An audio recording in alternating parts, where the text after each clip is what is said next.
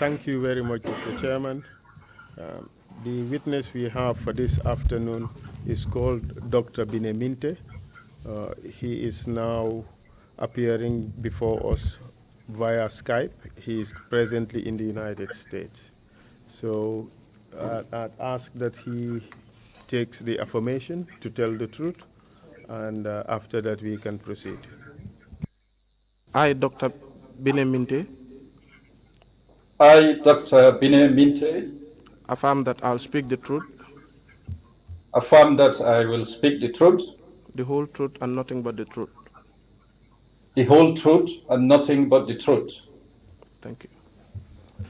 Thank you very much, Dr. Minte. You already know me. I have introduced myself to you earlier. Uh, I am here to lead you, present your evidence before the commission. And today I propose to deal with the following topics with you.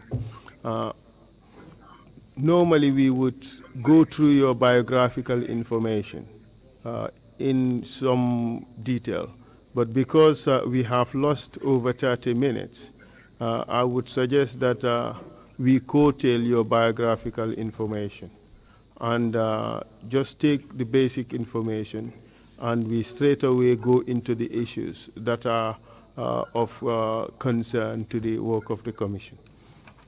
The first thing I would want to deal with would be a brief history of the security forces of the Gambia, just a brief history. And then we would move on to the factors that led to the 1994 coup d'etat, as you know them. The third point would be the incident that occurred at Banjul International Airport on 21 July 1994. And then the events of the July 22nd coup d'etat and the role you played in that and the roles of other people you know. And then we would talk about the November 11 incident and all the issues that surround that incident. Uh, your departure from the Gambia would be the last subject. And then, if need be, we would give you an opportunity to say something to the Gambian people and also address the Commission about things you believe we can do to help ameliorate the situation such that our Never Again campaign would become meaningful. Do you follow me?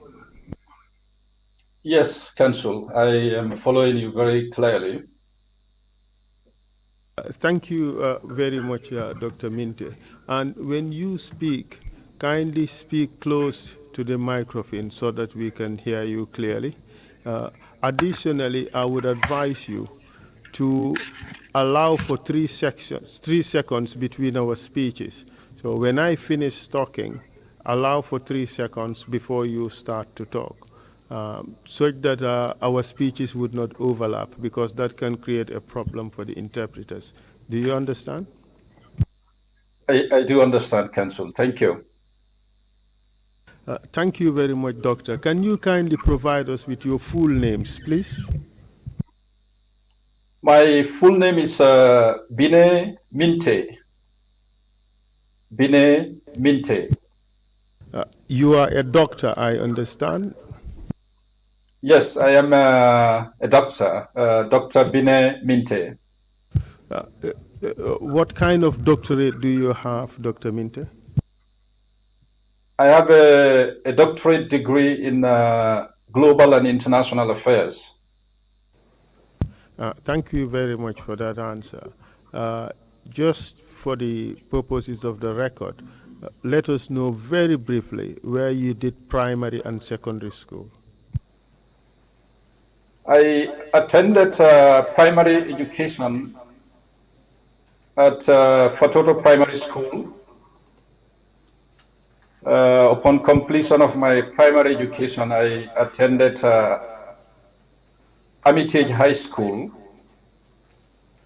where I graduated in 1984. What did you do after graduation from Armitage? After after graduation from Hermitage, I secured an unqualified teaching job at Kerewan Secondary School. When did you join the security forces? I joined the Gambia National Gendarmerie Can in you July kindly 19. speak into the microphone? We can't hear you. I joined the Gambia National Gendarmerie in July 1985. Can you kindly give us a brief description of your progression in the gendarmerie? We were the 5th intake in the Gambia National Gendarmerie. By far, our intake underwent the longest training because our training coincided with the efforts by the Senegalese gendarmerie training team to have the gendarmerie formally inaugurated. So I did a 6 months basic training, after which our training was sort of halted to undertake preparatory efforts in terms of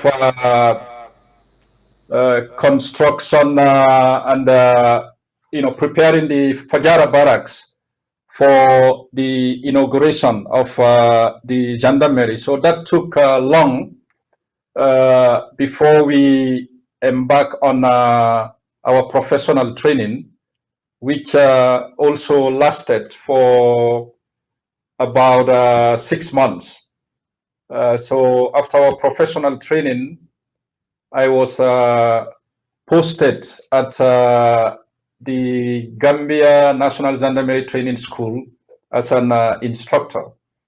So as an instructor, I taught various areas in security, from weapons training all the way to leadership, the laws of the Gambia, criminal procedure code, criminal code acts,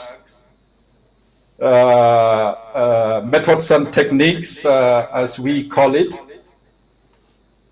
So I was an instructor until in 1987 when I took an officer's exam to become a cadet officer. So I succeeded in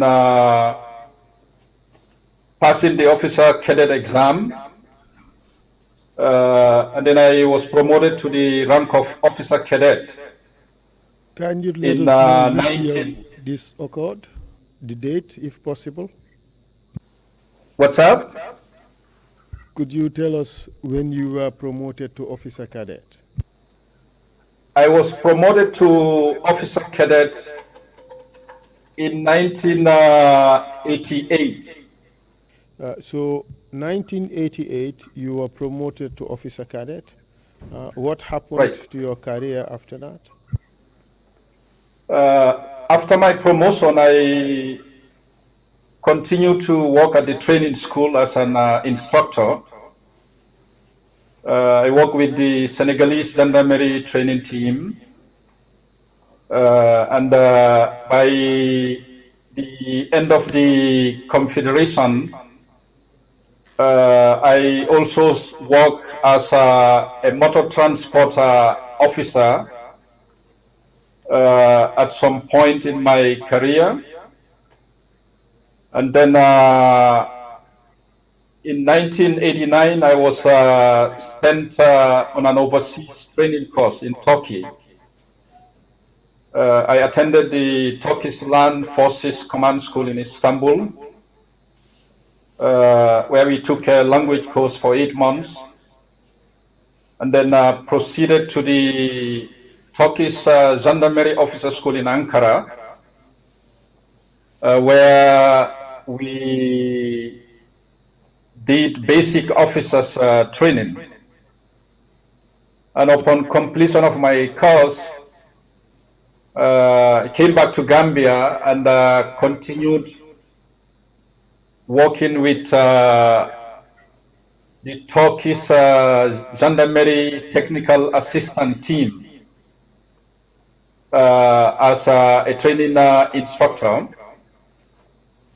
So I continued the training school, working with the Turkish training team until the Gendarmerie was amalgamated into the Gambia Police Force as the tactical support group. Do you recall when this amalgamation took place? The amalgamation, efforts about the amalgamation, it started taking place when we were in Turkey. We had the groundworks were in place, but it was fully effective in late 1993, early 1994. That was when it was fully effective. What was your rank when you returned from Turkey? When I returned from Turkey, I was a second lieutenant. And I continued to be a second lieutenant until after the July 22nd coup. Dr. Kinteh, you told us about the amalgamation of the gendarmerie into the police force. Could you give us a brief description of the history of the security forces, the armed and security forces in the Gambia, very briefly, focusing mainly on the gendarmerie and the National Army and their relationship?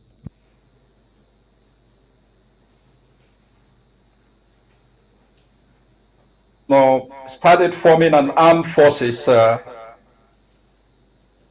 after the abortive 1981 coup, when the Gambia joined or formed a confederation with Senegal. So recommendations were made for the Gambia National Gendarmerie to be constituted. And the Senegalese indeed modeled that after the Gendarmerie of Senegal. And then the British Army training team undertook the training of the Gambia National Army. But we were all binded by one National Security Code Act, which is the Gambia Armed Forces Act. So the establishment of the Gambia Armed Forces Act indeed led to the formation of the Gambia National Gendarmerie, a Gambia National Army, and of course we have a Marine unit as well. But based on my observations from the time I joined the Gambia National Gendarmerie, the relationship between the Gambia National Army and the Gambia National Gendarmerie, it was one of, it was not that cordial. Intermittently, there is this sense of competition as to which force is the best. but obviously this was manifested in various incidents. And one such incident was when the soldiers revolted, especially those who came from Liberia. The gendarmerie was deployed on 2 occasions to contain them. And before even those incidents, the Gambia National Gendarmerie had a dual function in terms of performing its duties. The Gambia National Gendarmerie had policing functions, and we also have military functions. So what I mean by that is we can prosecute cases. We are trained to prosecute cases. And we are also trained to operate in combat situations. So that is why our training is divided into 2 phases. We have the basic military training, where we learn combat skills, how to operate in combat situations. And we also have the professional training, where we equip our gendarmes with the knowledge of law enforcement as police officers. You told us that the gendarmerie was deployed on 2 occasions to address or to quell mutinies that were held by members of the Gambia National Army. In terms of the usage of the 2 forces by the national authorities, would you say that the gendarmerie was supposed to be a force that would counter or would be a counterbalancing force to that of the army? Would that be your opinion? Absolutely. I believe the foundations of the Gambia National Gendarmerie was largely informed by such notions promoted by the Senegalese. It is largely a part of Senegalese national security architecture to have a gendarmerie unit, to have other branches of the armed forces, so they would be counterbalances to each other. So in the case of the Gambia, yes, the gendarmerie was founded to be a counterbalance. You told us earlier that the confederation which was in place as the creation of the gendarmerie came to an end soon after the completion of your training in 1988. Did the break of the confederation have an effect on the continuation of the gendarmerie? It does have an effect on the continuation of the gendarmerie, because of course the gendarmerie is traditionally known to be a French security institution. And if you look at the Gambian security architecture at the time, we have a police that was largely, supported, informed by our traditional colonial masters, the British. And of course, the Gambia National Army, its foundations were largely entrenched by the British Army training team in the Gambia at the time. In fact, what happened after the Confederation, I believe security advice given to the government was largely supportive of disbanding the gendarmerie and having just a Gambia National Army and a police force. That is what even expedited the disbandment of the Gambia National Gendarmerie. What happened when the gendarmerie was disbanded? Well, when the gendarmerie was disbanded, it does, had quite an impact on the men, the officers and men of the Gambia National Gendarmerie in particular. One, we largely believe that we were reduced in terms of authority after all the training that we underwent. For us to be reduced to become police officers, that did not go well with many members of the armed forces, of the gendarmerie, including officers themselves. So it affected morale. But that aside, let's first talk about the reorganization of the forces. What Right. happened to the gendarmerie? You said it was amalgamated into the police. Can you explain which form it was amalgamated? What was actually done in that amalgamation, and what happened to all the units that were part of the gendarmerie? Well, after it was amalgamated,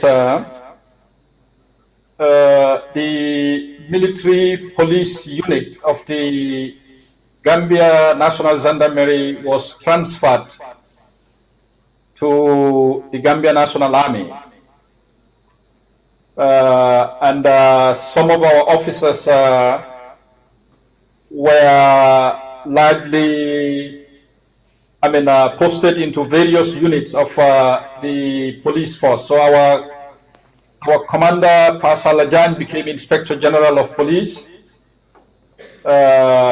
And my commander, Ibrahim Chongan, became an Assistant Inspector General in charge of operations.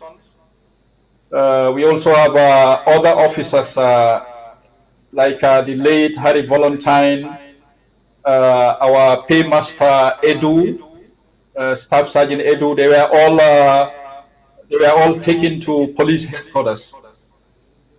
So those of us who were left at Fajara Barracks were then called the Tactical Support Group of the police force.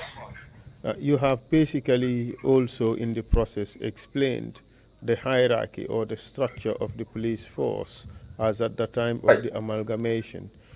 Could you tell us about the leadership of the tactical support group and its relationship with police headquarters in Banjul?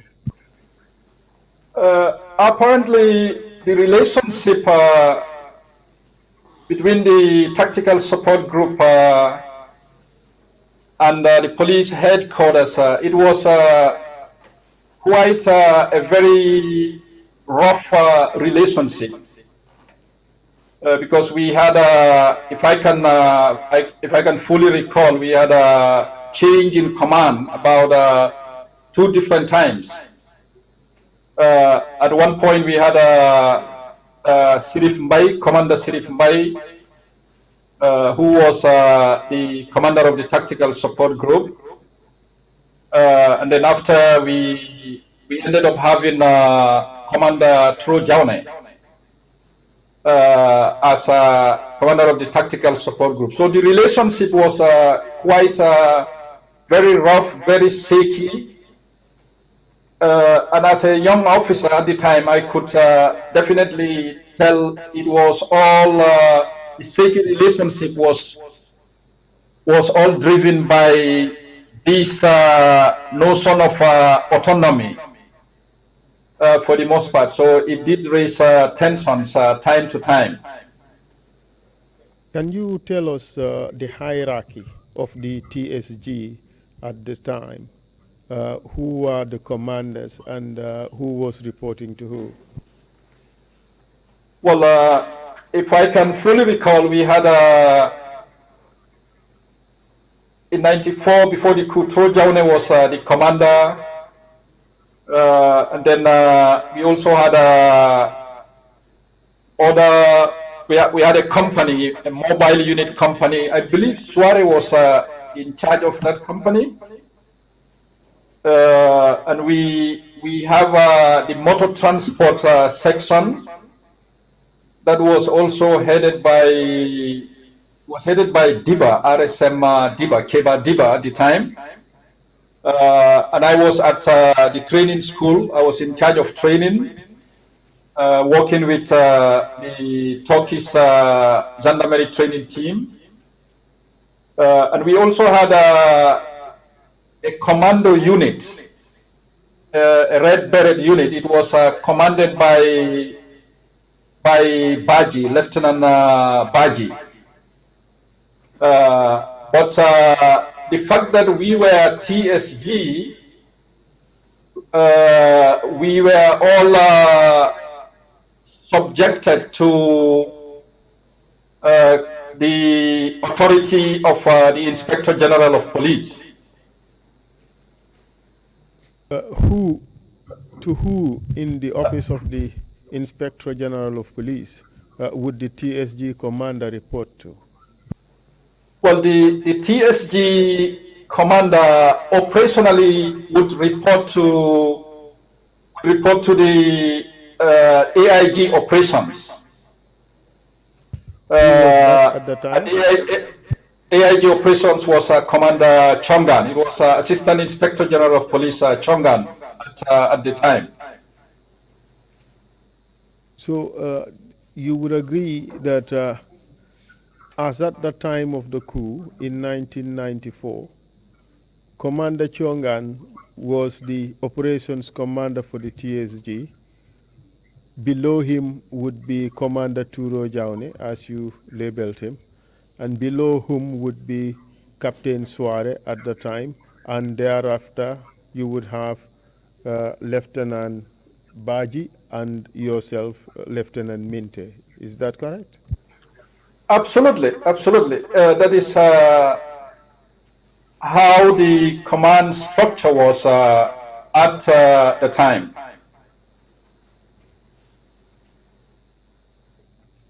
In terms of distribution of weapons and materials, could you tell us what the situation like between the TSG and the Gambia National Army?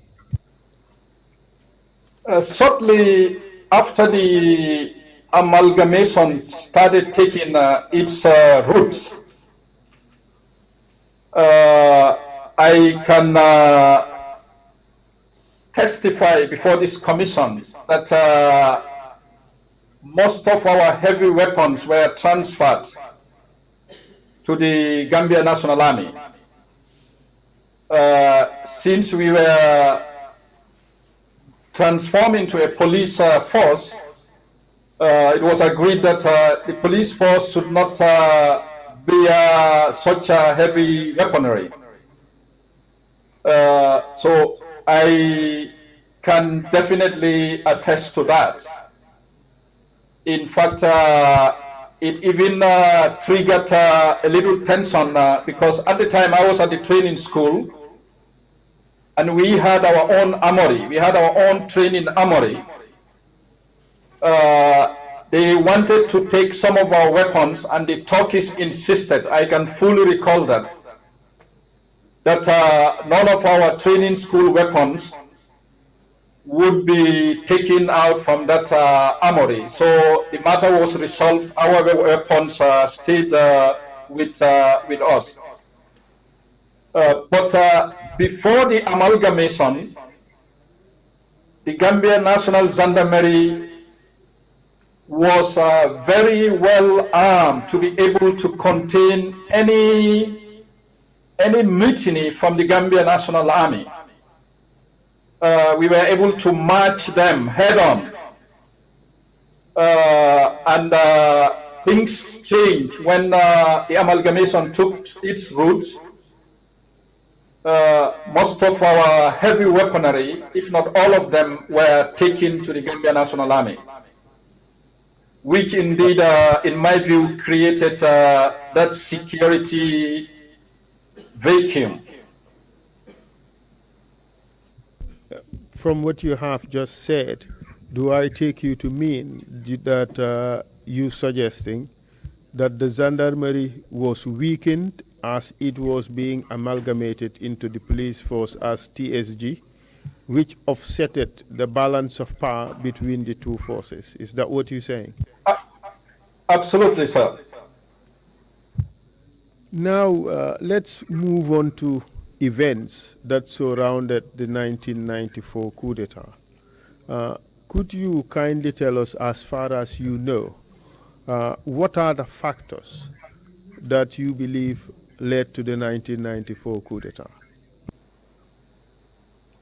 Well, it is very unfortunate, if not sad, that we ended up finding ourselves in that situation. Based on my observation and my analysis, there are multiple factors that are responsible for the coup.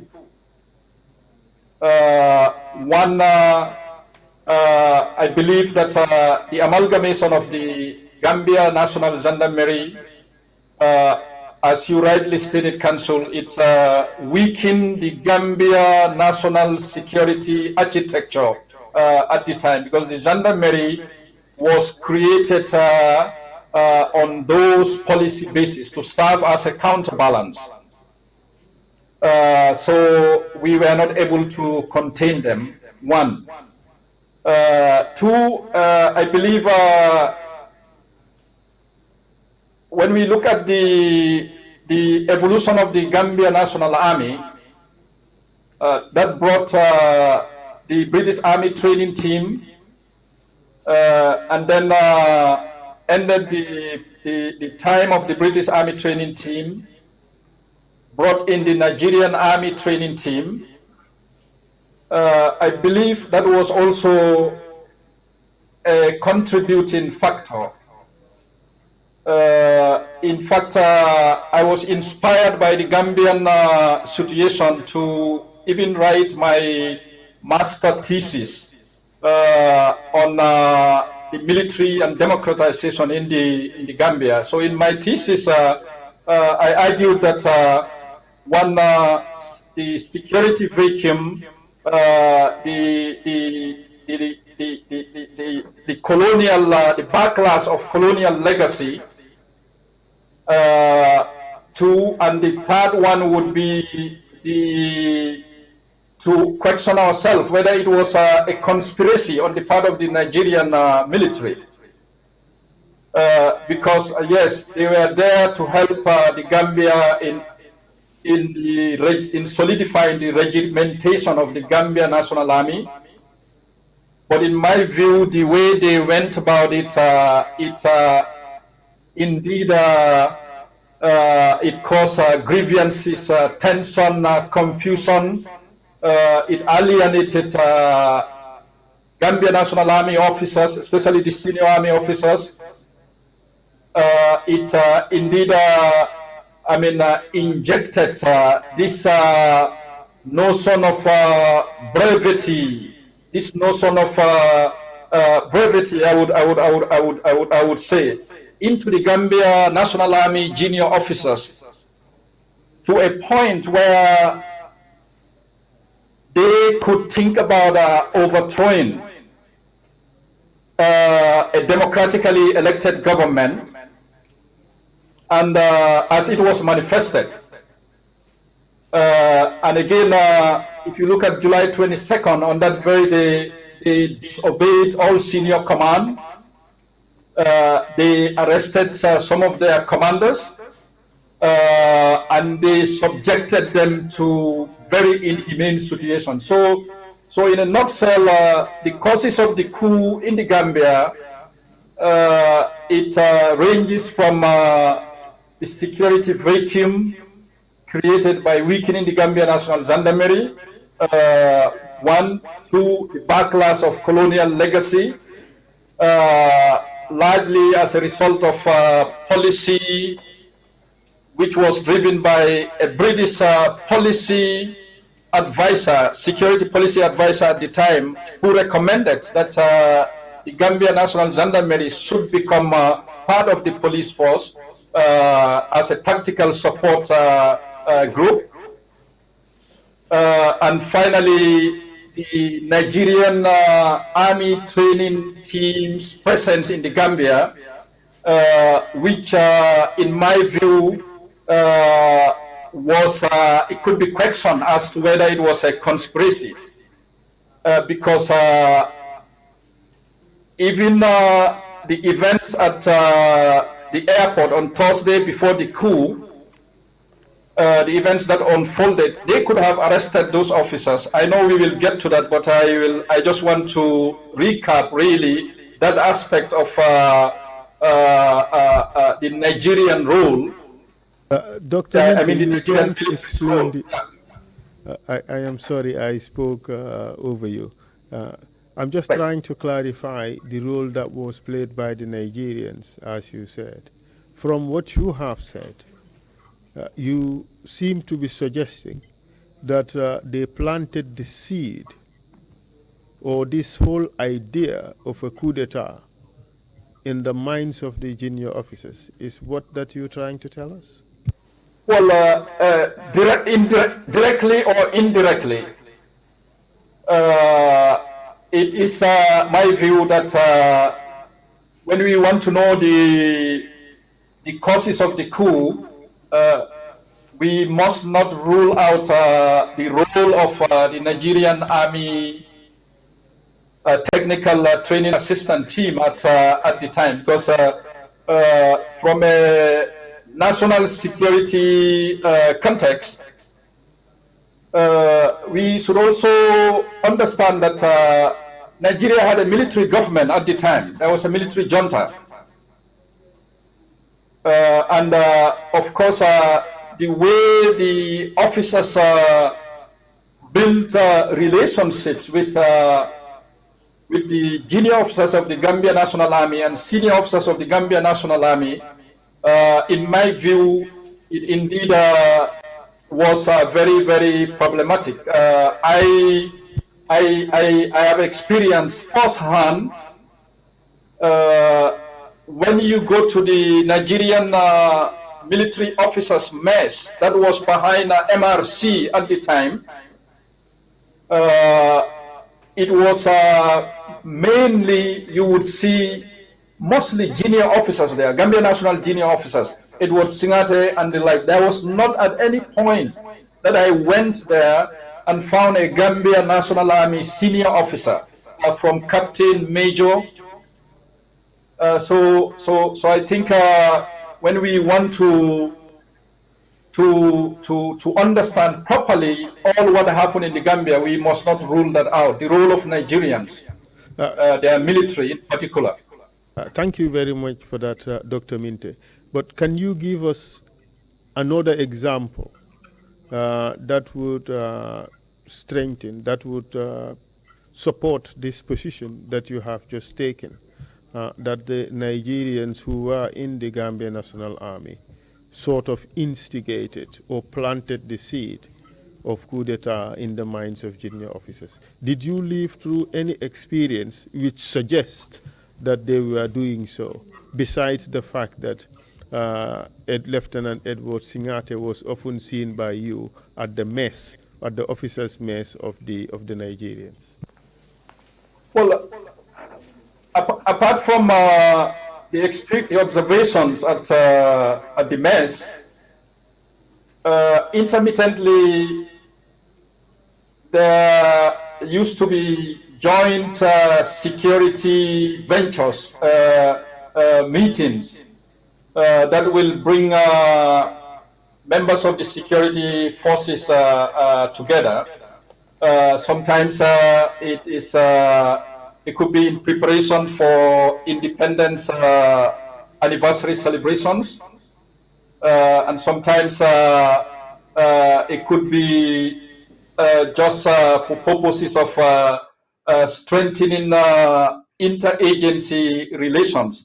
I can fully recall during one such venture at the Gambia National Army, when junior officers of the Gambia National Army were seen together. Singate was part of that group, and you can hear them saying loud revolutionary chants, right? So very indisciplinedly, and the Nigerians did not respond very well to situations like that. You can hear them making subversive comments, and the Nigerians they never responded very well to that. So if you look at that pattern of behavior by junior officers of the Gambia National Army, especially behaviors that are subversive, and the failure for the command at that point to respond, to take appropriate measures, I think in a national security context, it is imperative for us to not rule the influence of the team, the Nigerian Army training team at the time. With regards to this particular incident, did you expect that the Nigerians would take sterner action to deal with what you term indisciplined behavior? Absolutely, because the code of conduct of military personnel are defined by the Gambia Armed Forces Act. And under the Gambia Armed Forces Act, there are several provisions that could be used to take disciplinary actions against young officers or any member of the military for that matter. And it is your belief that the failure of the Nigerian commanders to take action against what you considered to have been indisciplined, subversive behavior, that failure encouraged the young Gambian officers to overthrow the government. Is that your position? Well, that was a contributing factor. It was a contributing factor. In fact, if you look at the pattern, the events leading to the July 22nd coup, on Thursday at the airport, when Gambian military officers were disarmed or personnel were disarmed, no further action was taken. They should have been arrested right away. I think it's a convenient point to really move into that particular issue. That was going to be the next topic for us to discuss. Perhaps you should start by explaining to us what happened that day from your own angle of things, the TSG, and then we would proceed on to the actions that were taken by the Nigerian commanders. So tell us what happened on that day, 21 July 1994. 21 July 1994, I was not deployed at the airport. We had just concluded the training for a badge that completed their training. But some of my men were deployed at the airport to welcome or to provide security for the president who was returning from an overseas trip. So whilst in Fajara barracks, some of my men who came back, before they even came back, there was rumors, there was word around the barracks that some military personnel were disarmed, and the members of the Guard of Honor were searched. There was another narrative that the Guard of Honor was even cancelled because soldiers were planning to overthrow to stage a coup. And then there was another narrative that Yahya Jammeh, predominantly former President Jammeh, who was head of the military police, got into some very aggressive exchanges of words when there were efforts to disarm him and his men. So that was what I learned from what happened at the airport. And because of that situation, we were put on standby.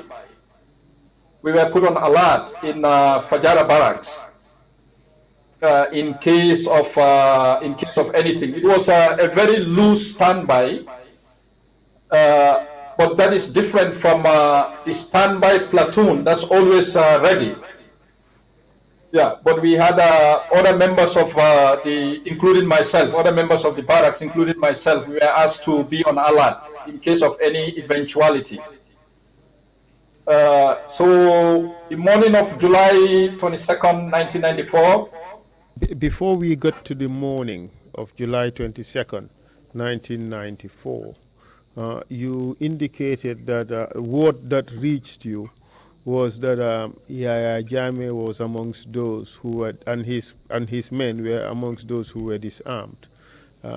As far as you know, as a trained security officer, what do you think should have happened to those who were disarmed that night? As a trained security officer and as a training commander,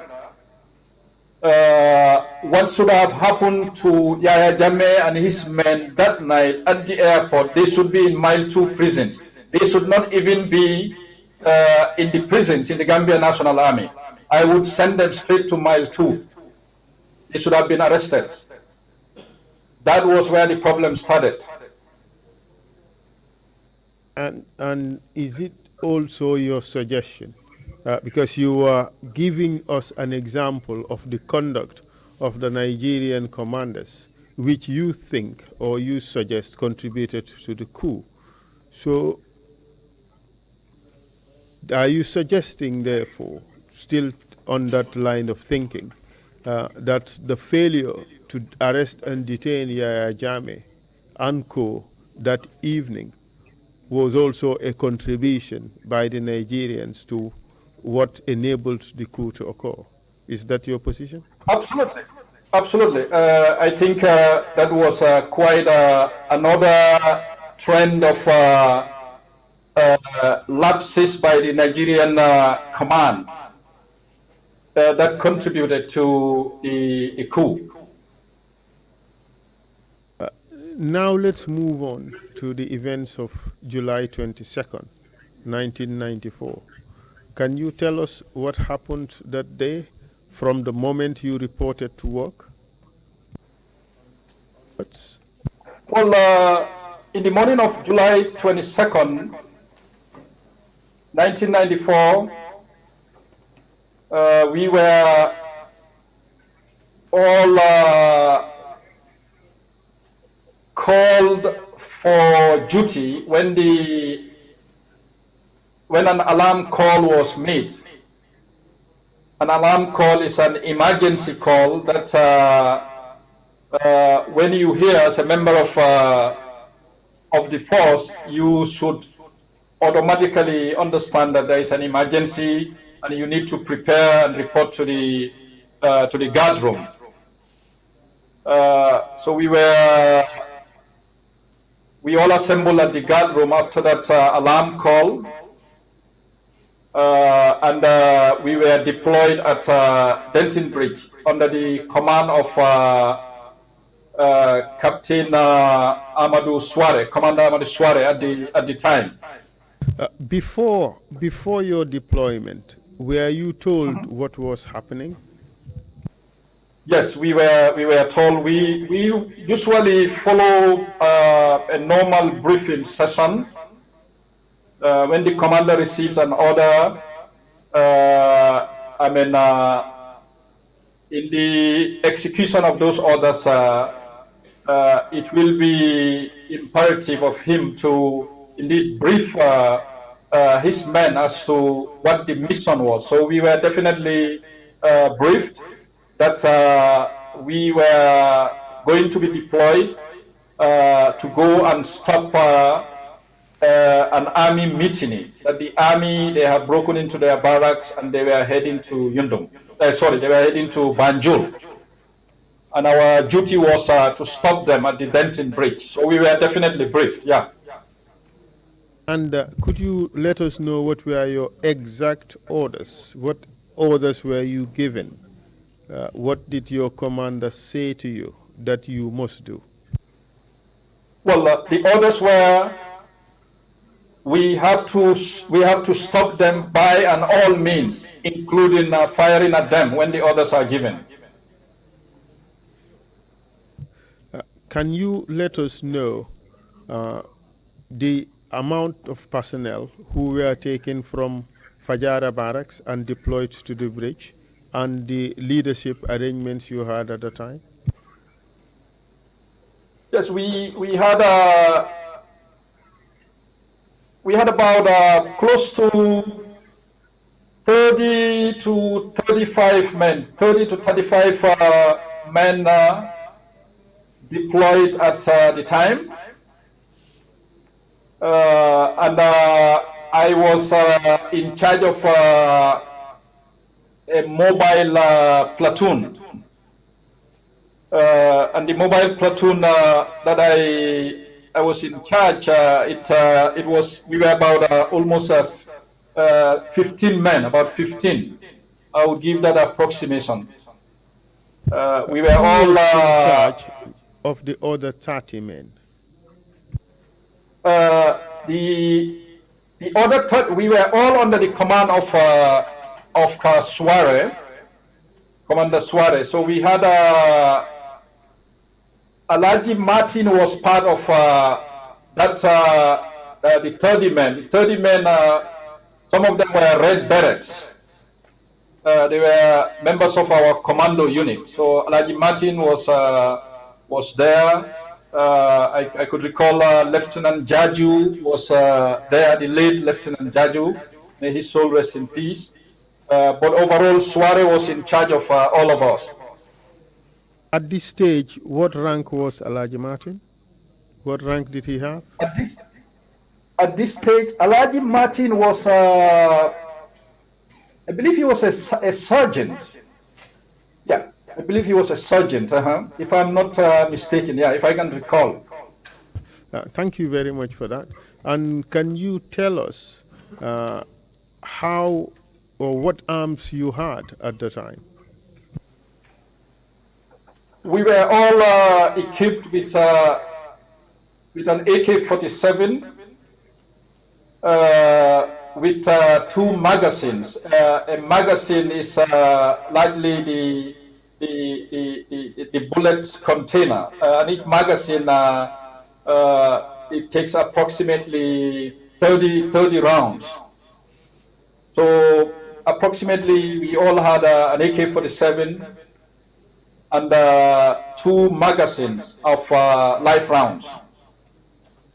And those of us who were officers, of course, in addition, we had pistols. I had a French map pistol in addition.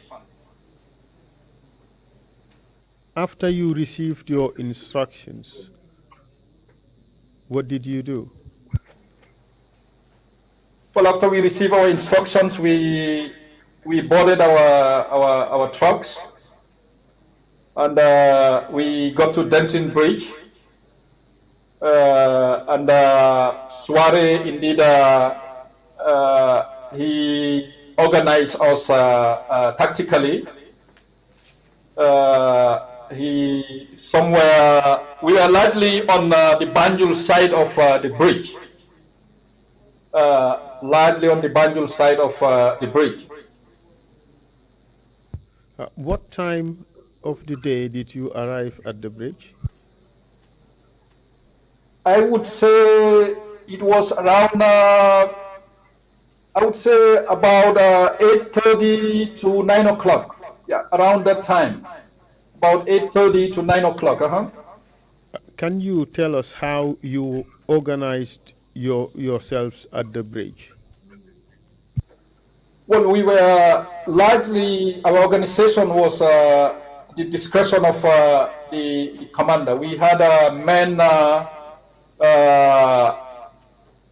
on the Banjul side of the bridge in the bushes, sort of an ambush. And then we also had a reconnaissance unit, a reconnaissance team that was on the bridge, because we put barrels, these empty barrels, and sandbags on the bridge, in the middle of the bridge. But most of our men were flanked on the sides of the bridge in the bushes as an ambush. So the reconnaissance team was just there to be able to see, I mean, who are coming, how they are coming in terms of their organization for the most part. You told us earlier that you led a mobile unit. Could you tell us what was the role of the mobile unit in this formation you just described? Well, in this formation, our role largely was to be able to tactically move from section to section, to be able to provide, if needed, communication, to be able to provide reinforcement if needed. So that was largely our role. Can you tell us what happened after you arrived at the bridge and organized yourself in that defensive position? What happened after that? After we arrived at the bridge, we were there for close to about 30 minutes or a bit longer when units of the Gambia National Army started arriving. So it was a recognition team that came first. And then we began to see trucks coming. So at this point, our commander, Suare, he indeed took up on himself to go and find out what was actually happening, who were actually the soldiers who were coming. And I believe when he went at that point, Jammeh, Edward Singate, and others were probably there. So it took some time. Actually, we did not even hear from Suare after he went to find out. So it took long before myself and Jaju decided that we should go find out. The late Lamin Jaju. Carry on, please. So it took some time before we decided that it was about time for us to go find out what was happening, because we didn't hear from our commander. So we went, myself and Jaju, and as we approached them, we saw Suare was behind them. Behind who? In my view, behind Yaya Jammeh,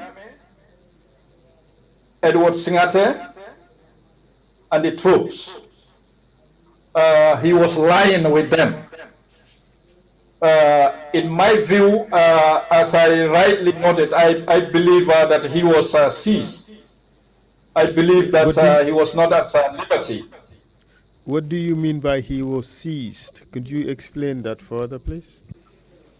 Well, when I say he was seized, I would just say in military terms, he was captured. In simple terms, he was not at liberty because he could not talk to us. It was only Edward Singate who actually ordered us to put our arms down and put our hands up.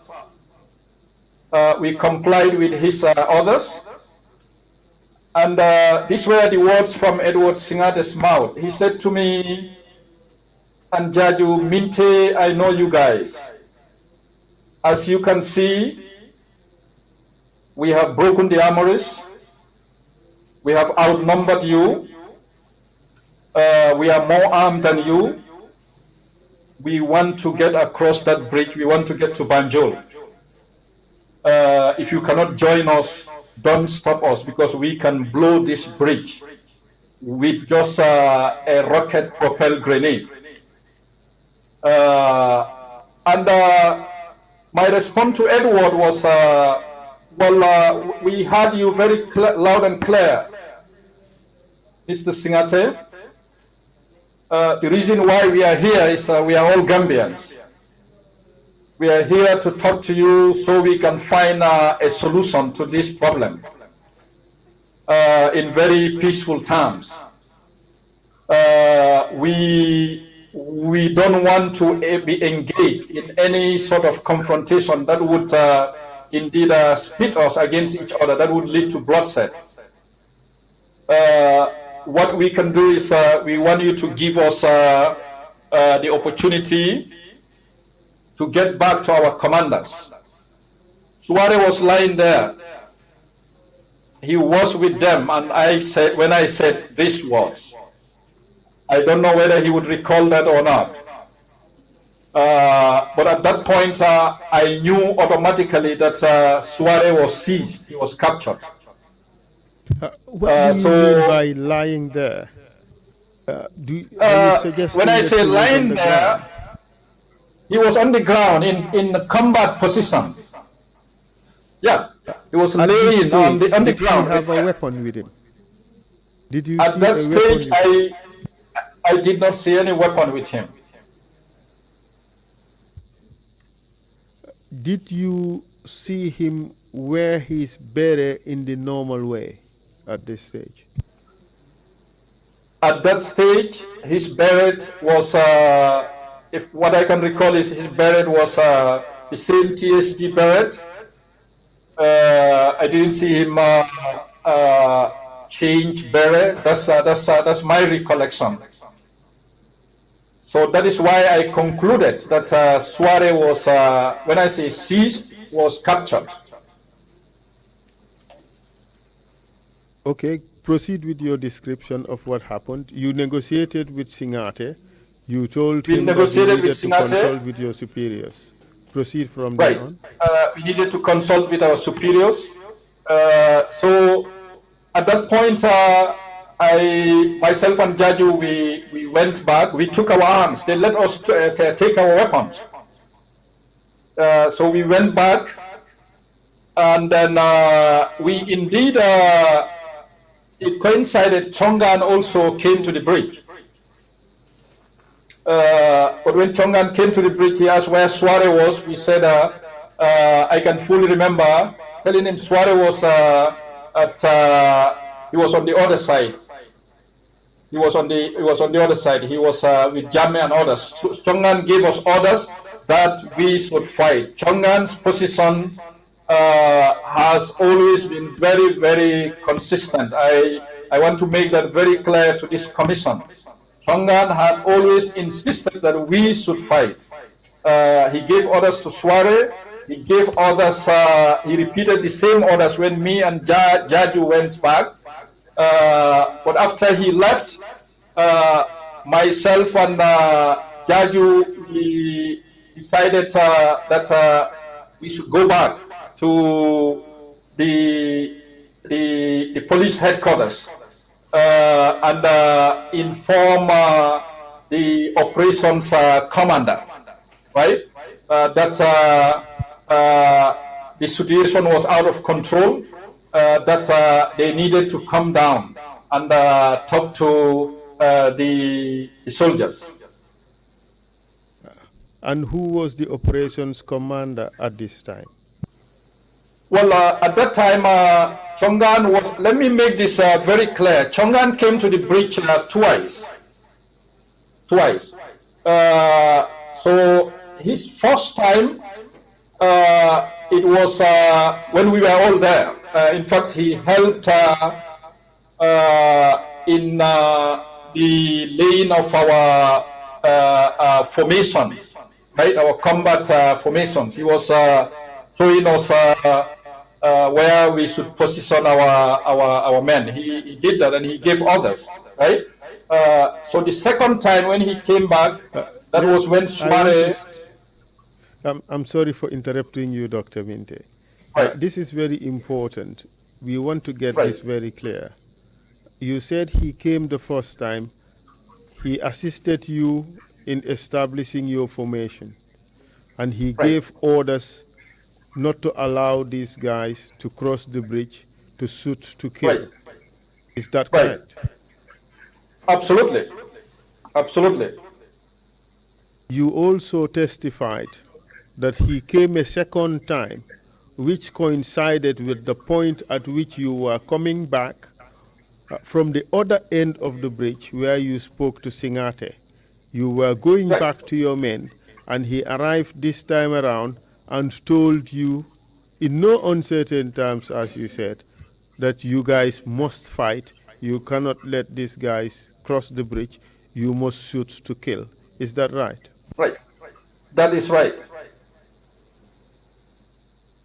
And then Chongan left you there and went back to Banjul. That's right? Right. That's correct. What happened immediately after Chongan left? Well, after Chongan left, well, we, as officers, we also have what we call discretion.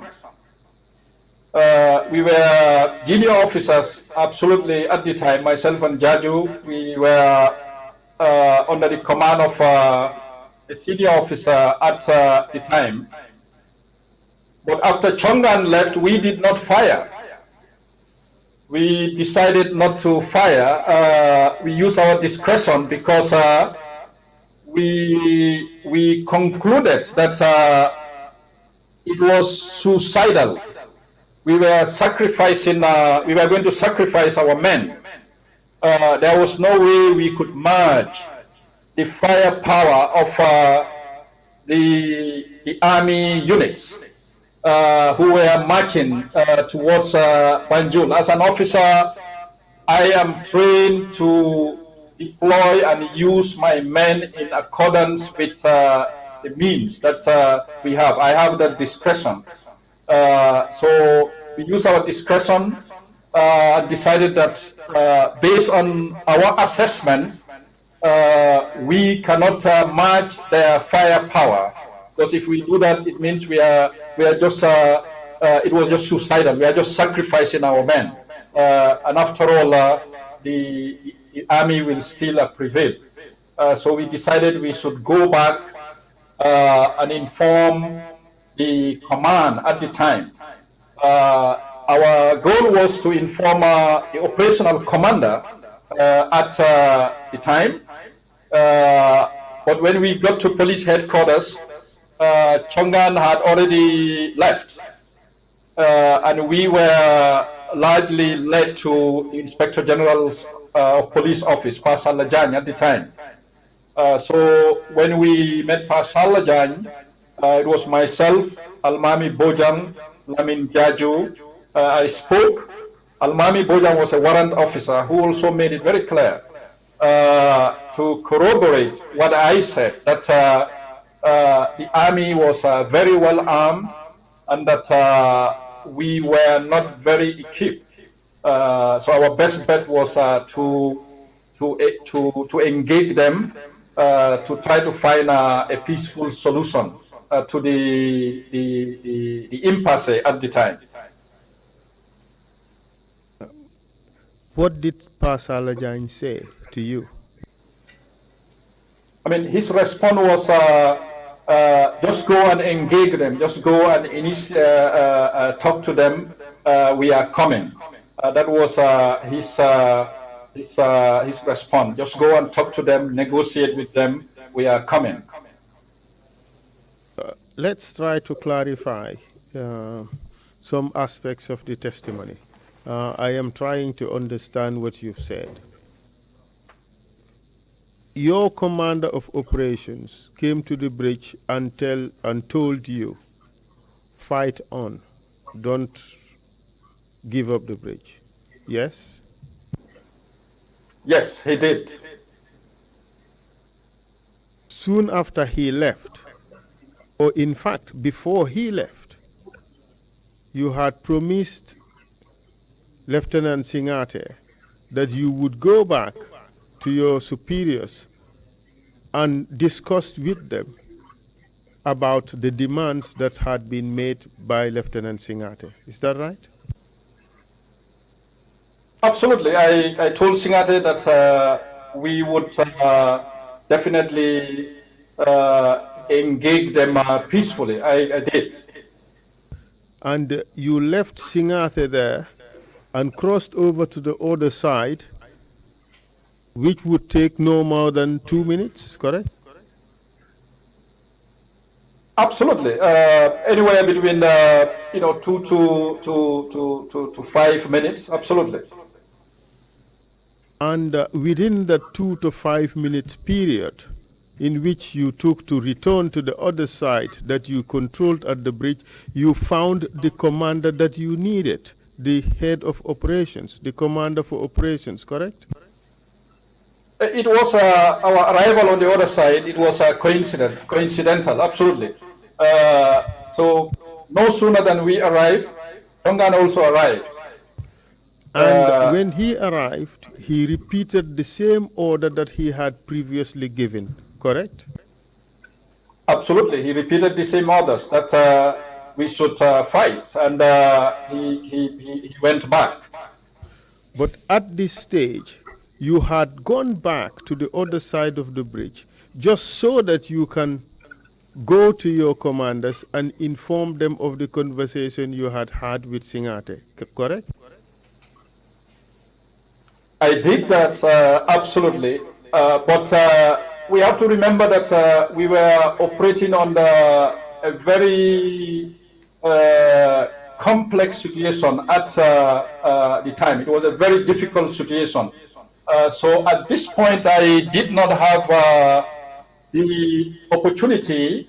I would say I didn't have the opportunity to largely explain to my commander at the time, at the bridge, who happened to be Commander Chongan, as to the way the soldiers were armed, their readiness, and as to whether we would be able to march them or not, based on our capacity at the time. Thank you very much for that explanation. What I couldn't understand is the fact that you have left Lieutenant Singate to go to the other side such that you would go to Banjul and explain to Commander Chongan what was happening. But when you went back to the other side, Commander Chongan was already there. You did not tell him what you were going to tell him in Banjul, correct?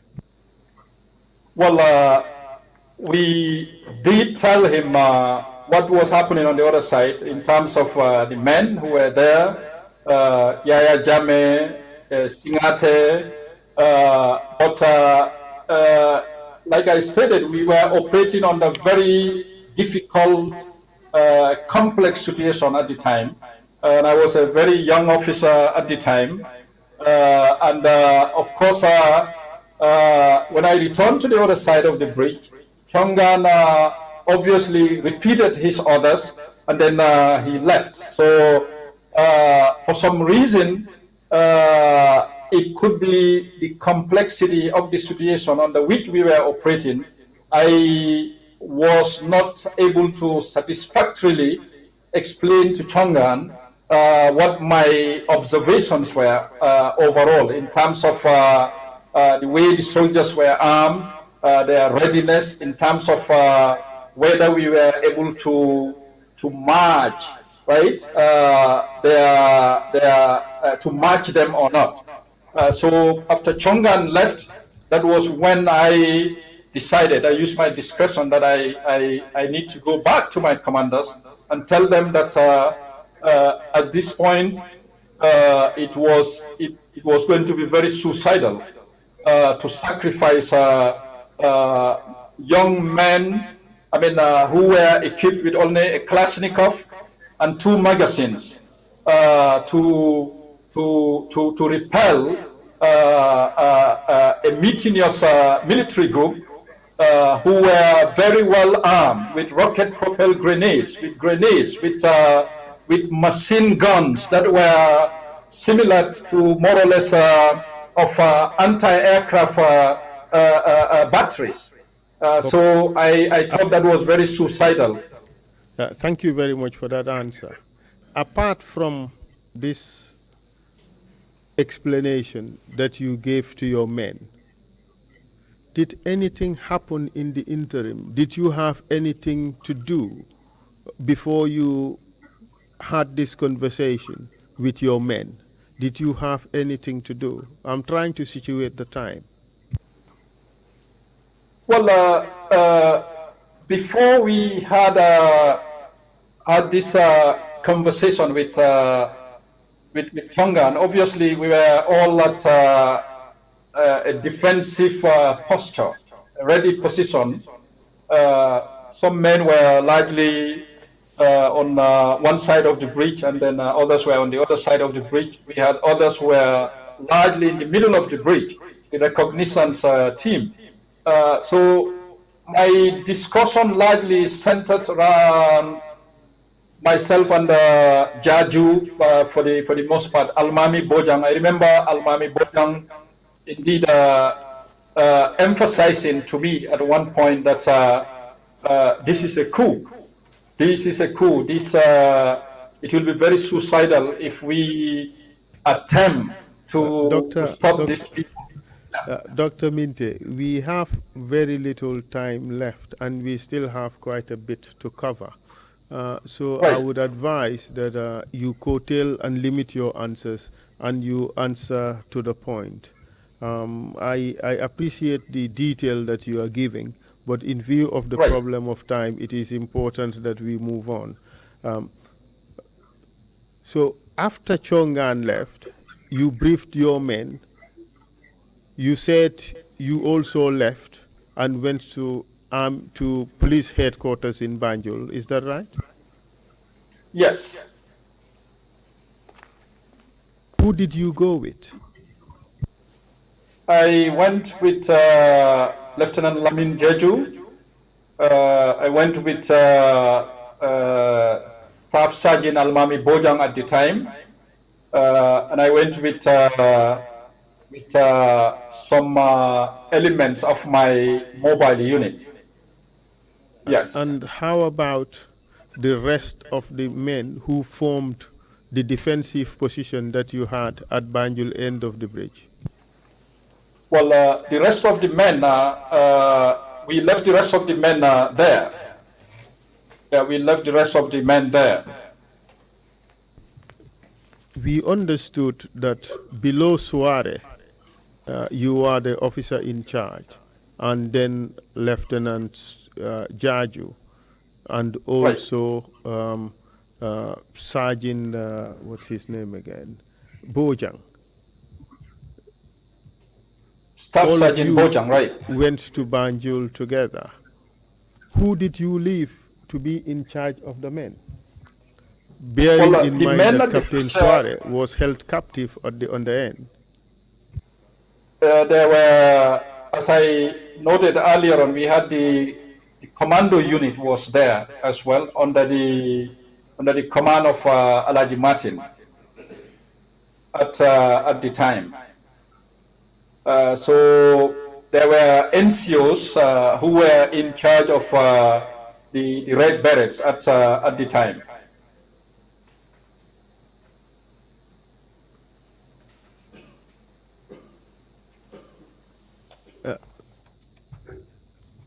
The understanding I had was that you agreed that there was no need to fight back. There was no need to put up a fight, rather. You decided that you would leave that point and you went to Banjul. Wasn't that the information you conveyed to the rest of the men? Well, yes, I did. I did agree that based on our assessment of the situation, based on the fact that the military was very well armed, the fact that we could not match their firepower, there was no need to fight at that point because we were just being. We were just going to be very suicidal. We were just going to kill our innocent men at the time with only an AK-47 and 2 magazines. Thank you very much. I just wish to draw your attention to paragraph 16 of your statement. It's contained in page 9. I hope you have a copy with you. And which statement? We have put together the two statements that you provided. The first half of the statement that you gave, that is part 1. Under the caption, under the headline, Friday, July 22nd, 1994, coup in Gambia.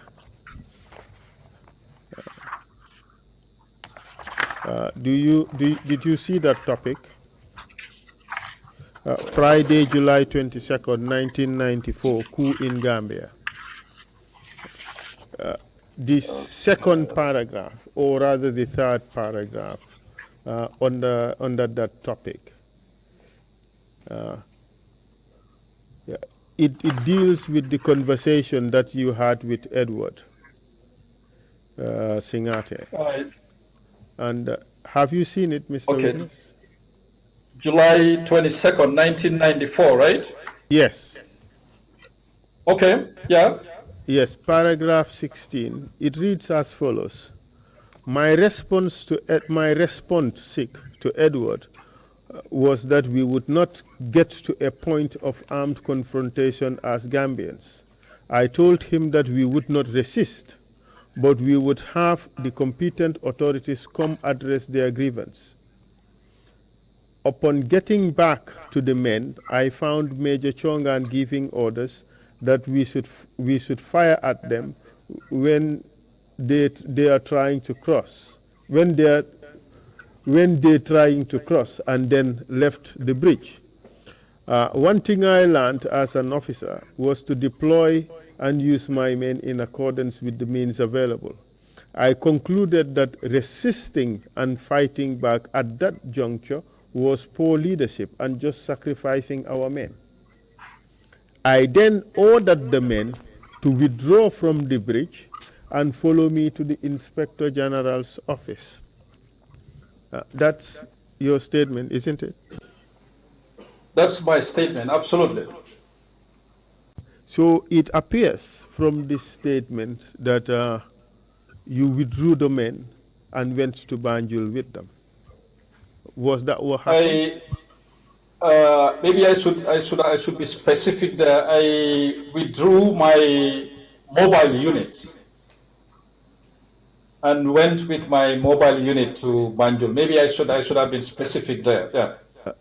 Thanks for that clarification. So you left the bridge to go to meet specifically Mr. Chongan, who you had just spoken to few moments ago to advise him that, contrary to his orders, you are no longer going to resist. Is that what happened? I left specifically to advise the operations commander, my command in particular, that the best response would be to engage them, that we were not prepared enough, ready enough to be able to contain a combat-ready military unit or units, I would say.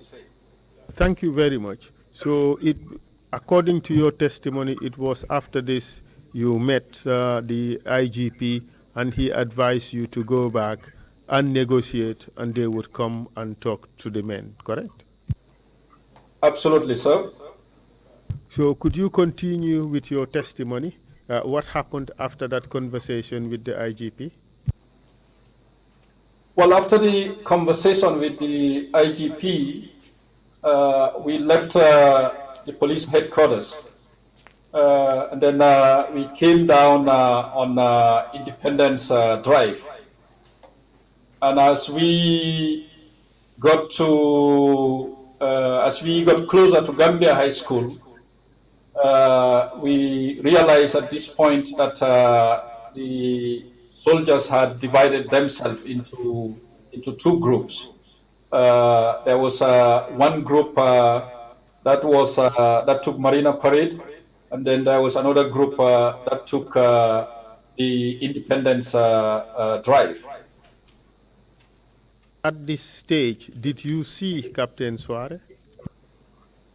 At this stage, I did not see Captain Suarez. Do you know who was in charge of these groups as they were marching towards Banjul? Well, since my encounter with the mutinous soldiers at the bridge, in my view, it was, Suarez was with them there, but they were led by Yaya Jammeh and Edward Singate, who were definitely calling the shots at that time. When I say calling the shots, they were in charge. Did it at any time occur to you that Suarez had a role to play with the coup leaders?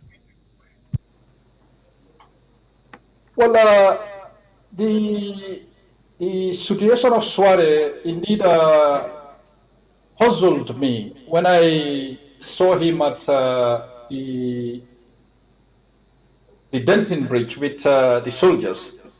After he went and talked to them, when I saw Suarez in a combat-ready position with them,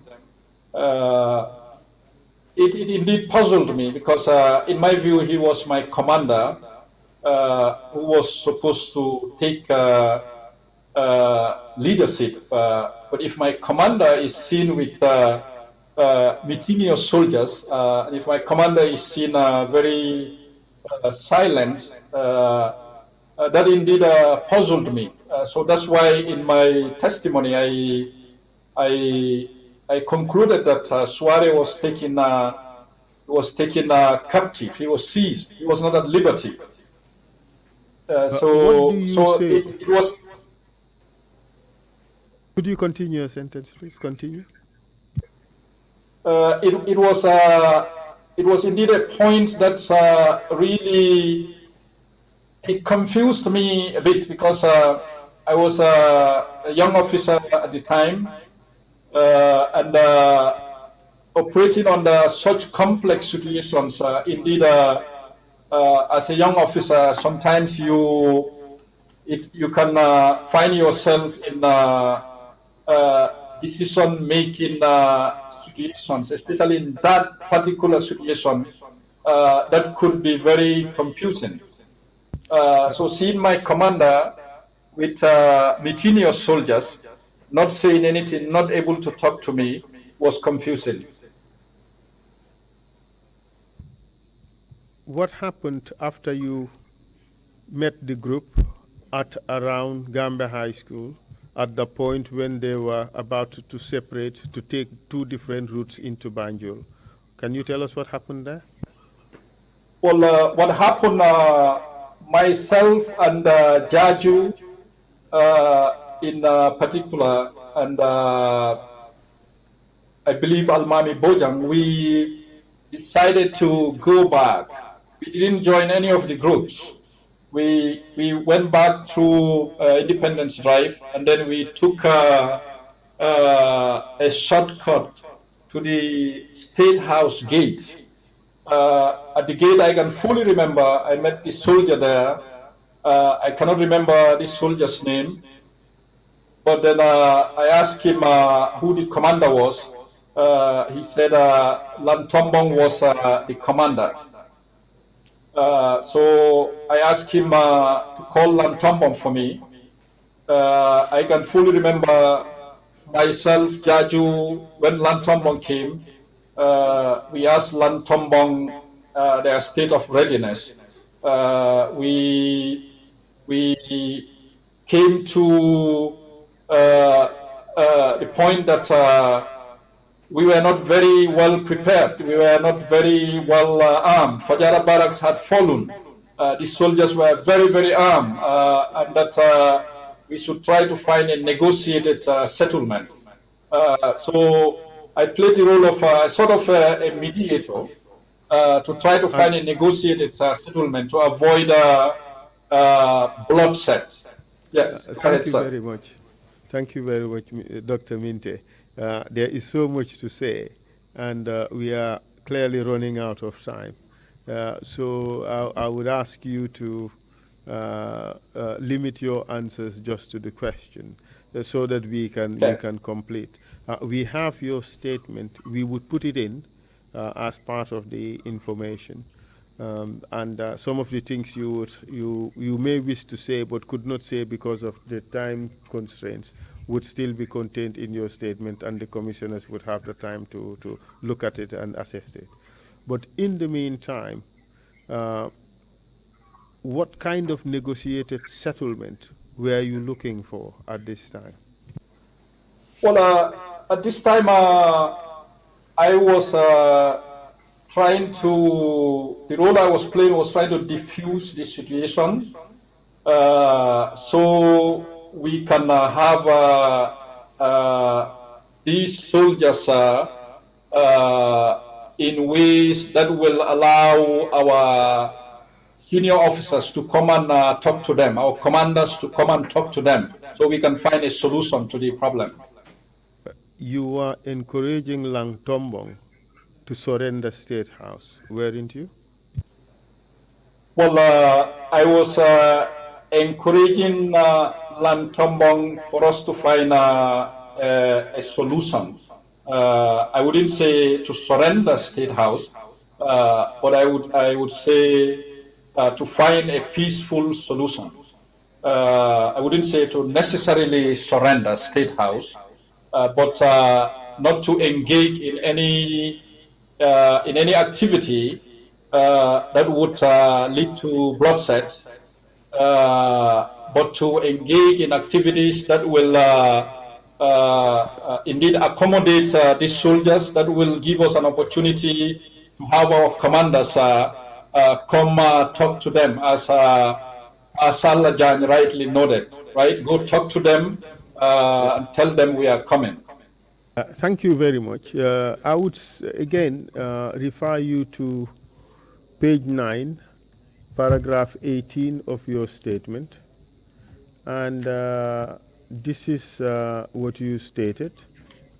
I would not read the entire paragraph. I would read from the second to last sentence. And it reads as follows. My advice to Tamba was not to resist, because there was no way they can put up any kind of resistance, as it could turn fatal and bloody, and that we would not be able to contain the situation. I urged him to open the gates of the State House, and that we should only find a peaceful solution to the problem. This was how Jammeh and his men had access to State House.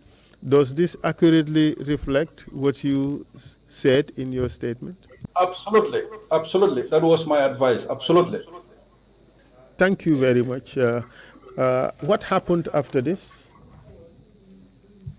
Well, after the soldiers got into State House, it was indeed a moment that I could still recall. I could recall, I could remember seeing Jammeh and a group of soldiers dancing to Bukarebu, singing Bukarebu songs and dancing for the most part. And at that point, I knew automatically things, I started concluding that things would never be the same again. So they got into the State House. They started searching every part of the State House until they got to. I'm not very familiar with the State House, but I know there was a waiting area, a sort of a reception area where all the officers converged. Uh, Thank you very much, Dr. Minte, for that answer. Uh, Mr. Chair, we would want guidance from you. We need to finish this topic about what happened July 22nd at State House at this point. But we also have three important topics to deal with.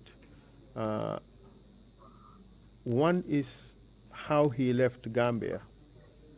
But the second and very important topic is what happened in November 11, 1994. And that we should spend a bit of time on that in order to understand what really happened. So I would suggest that we end his present testimony with just the events of 1994. And we call him a second time when we start dealing with November 11, because ideally he should be our first witness for November 11. So it would be convenient if we just finish his testimony today with 1994, and then we would call him a second time to address November 11 and how he left Gambia. I am in your hands. If that is a good way to proceed, we would. Thank you, Council. That's a very good way to proceed. If I had my way, we will go on until midnight. But if the witness is available next time around, we can just proceed as you suggested, i.e. conclude on events of 1994, the coup, and then get him to come the next time around. Can he confirm that he is available another day? Mr. Witness, could you confirm whether you would be available on another day, say 2 weeks from now, so that you can open our investigations into what happened in November 11, 1994? Or would you Absolutely. prefer to continue today? I can definitely, considering the time differences and considering your obligations as a commission, the nature of your task, yeah, I can definitely be available for a second time. We can wrap up the July 22nd coup events today, and I'll be happy to make myself available upon your request in 2 weeks' time. Thank you very much for that, Dr. Minte. Um, Now let's proceed with the events of July 22nd, 1994. Now you are at State House. You saw Jame and some of his colleagues dancing to Bukarabu and chanting songs. What happened after that? Well, after that, the situation was a bit chaotic. Intermittently, we would see even soldiers sometimes, involved in, tension rises amongst themselves intermittently.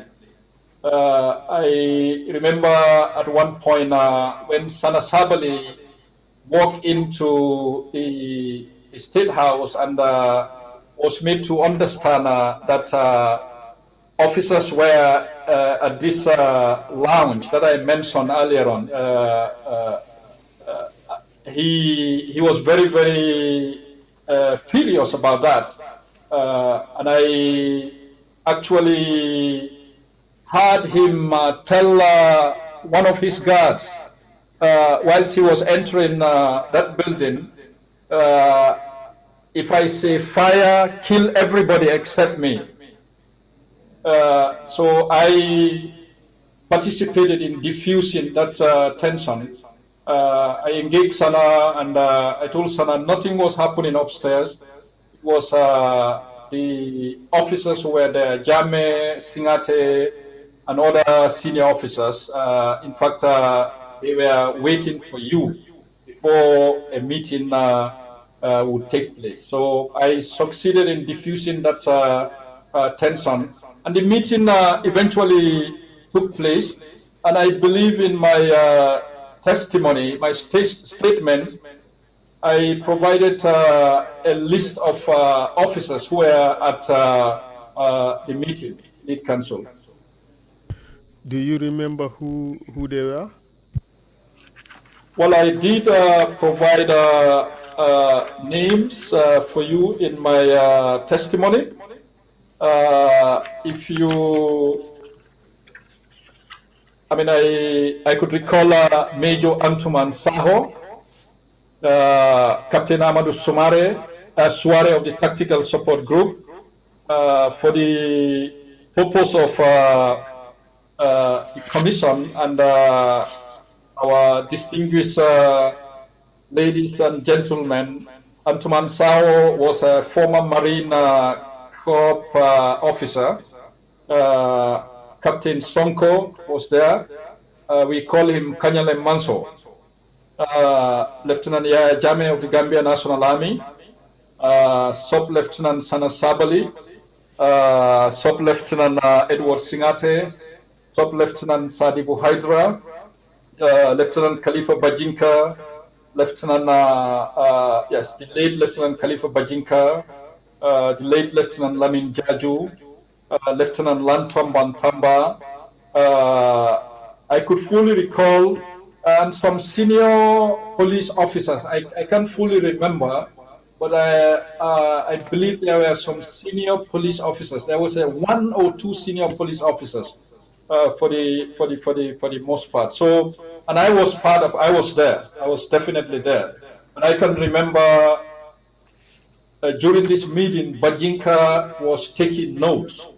I think it was Bajinka and this police officer who were taking notes. I can fully remember. Could you tell us what was discussed in that meeting? Well, in that meeting, it was largely a meeting for Jame and Edward Singade, for members of the coup plotters to make their position known. In that meeting, it was made very clearly that it was a coup, and it was 5 of them. Actually, 4 of them, Yankuba Toure came in later on. It was 4 of them who organized, and Edward made that statement in that meeting. He said, yes, they are junior officers, and yes, he understands the command structure of the army, but one thing he has to make very clear, it was them, the junior officers who organized the coup. That was him, Lieutenant Singate, Lieutenant Jame, Sana Sabali, Sadibu Hydra, and by virtues of their seniority, Yaya Jammeh was the senior man, and they constitute what he called the Supreme Council of the Armed Forces Supreme Council for the most part, and that they were the sole executive body who will give orders. Even the senior officers were subjected to their command. Edward made that very, very clear in the meeting. Do you recall when this meeting took place? This meeting took place sometime in the evening. Actually, it was sometimes in the evening. I would say of the first meeting was on the same day, on Friday, the day of the coup. The meeting took place in the evening, and it was at this meeting that Singate started dispatching officers. I mean, designating them with responsibilities, assigning them to positions, right? Command positions, I would say. So he deployed Lantambong, myself. We were asked to go to Fajara Barracks. I was asked to go to Fajara Barracks that night, and then I think Barrow was somebody else. Barrow was sent to Yundum Barracks, but I can fully recall Edward Singate. It happened a long time, but I can fully recall Edward Singate. Sending officers away, designating them with responsibilities outside of the Statehouse for the most part. Was Yankuba Toure present at this meeting? Yankuba Toure at this meeting, Yankuba Toure must have came in late. I can't recall. I don't think at that very meeting Yankuba was present. I don't think at that very meeting. Yankuba may be present at their subsequent meetings, yeah. During this meeting, did Yaya Jammeh say anything, if you can remember? During this meeting, well, Yaya Jammeh was largely, pronounced as the head of the council. At this meeting, Jammeh's emphasis largely were security and working hand in hand to make sure that security is enforced, to make sure that he was largely entrenching himself, asserting himself as the one in charge. For the most part, I can't remember his exact words, but I believe, whatever he must have said at this first meeting was largely geared towards entrenching himself as the head of the newly designated council. Did anybody refuse to accept the responsibilities they were given at that time? Well, at that point, nobody, not that I am aware of, but let me make this very clear. When they were assigning ministerial responsibilities, I was not at that meeting. I attended only one meeting. That was the day of the coup, July 22nd. And it was at that meeting Edward dispatched me to Fajara Barracks, myself and Lantambong. And then the rest of the meetings, what was discussed there, how they designated ministerial positions, I have very little knowledge. I don't know how they did that. Yeah. You stated that Captain Soare was at this meeting. Was he given any responsibilities that day, as far as you know? Well, he was around the Statehouse. As far as I am concerned, I was not aware of them designating him with any responsibility. Like I said, these ministerial positions, governor positions, and I was not there at that meeting when they were designating those positions. I attended only one meeting. This was the meeting that took place July 22nd on a Friday evening, when Edward made it very clear that it was the junior officers who organized the coup, and they constituted the ruling Armed Forces Council, and that they are the executive body, and by virtues of their seniority, Yahya Jammeh is the senior man, who is the chairman, and Sana Sabali is the vice chairman. I was present when Edward was making those announcements. Thank you very much, Dr. Kinteh. I look forward to seeing you again when you testify about subsequent events that happened in Gambia, in particular November 11. In the meantime, I cede the floor to the chairman for questioning by members of the commission. Thank you very much. Thank you. Thank you very much, Council, and thank you, Dr. Kinteh, for that exchange. But before I give the floor to the members of the commission, if I can just take you back, I have just a point that really needs to be made clear to me, at least. Let me take you back to paragraph 16 of the statement that Council read. I'm not going to read the whole thing. It's just the last two sentences. I'll read that slowly in order to pose my question. I concluded that resisting and fighting back at that juncture was poor leadership and just sacrificing our men. I then ordered the men to withdraw from the bridge and follow me to the Inspector General's office. To follow you to the Inspector General's office to do what? One of them, possibly three options. Option one, to surrender. Option two, to join the coup makers, or what you subsequently explained, going to the gate of the Statehouse, talking to Nantombo Ntamba, was a rather convoluted option in my view. I don't know if you can just clarify the very purpose of your marching to the Inspector General's office, if it is not to surrender or join the coup makers.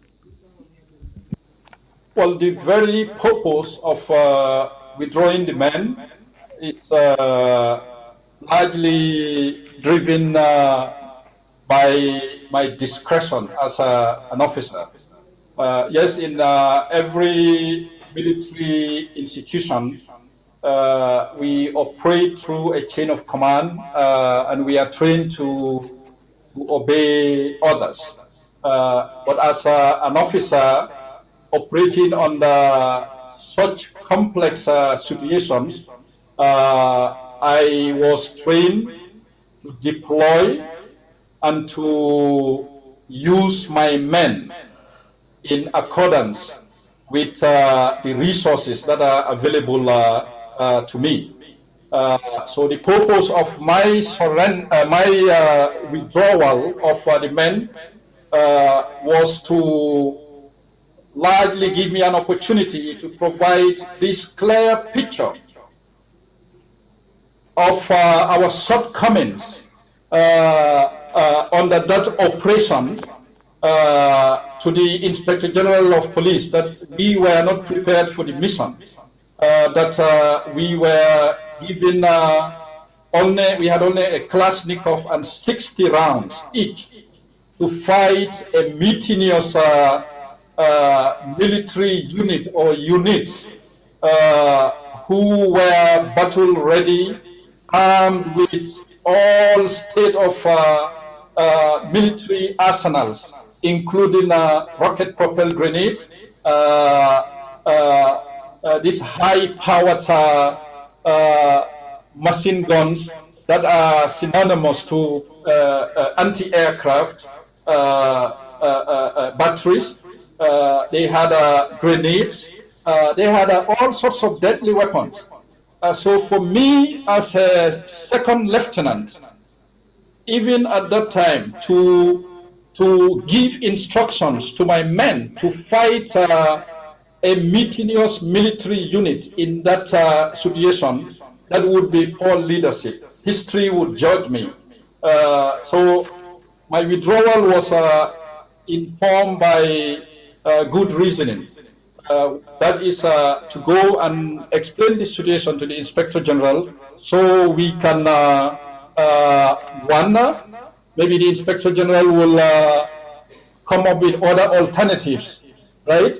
Different from what I was thinking. Maybe the Inspector General could say, okay, we will secure heavy weaponry from such a source, right? So let's better prepare. So that was the reason for withdrawing the men. So the Inspector General could provide alternatives for us as our commander. But even in any battle situation, as an officer, I will never sacrifice my men. Any officer who does that, you are a poor officer. You should deploy your men, and you should use them in accordance with the means that are available to you, even if it means you retreat and prepare yourself for the mission again. That is how I am trained, and that is why I withdrew the men. Thank you. So it was in essence to tell the IG, the Inspector General, that the orders given to you by Chongan were unreasonable and that they could not be carried out under the circumstances that you described. And therefore, you were seeking either new orders or new command to be given that. Is that correct? Absolutely. That orders given to fire, to engage, we were not ready.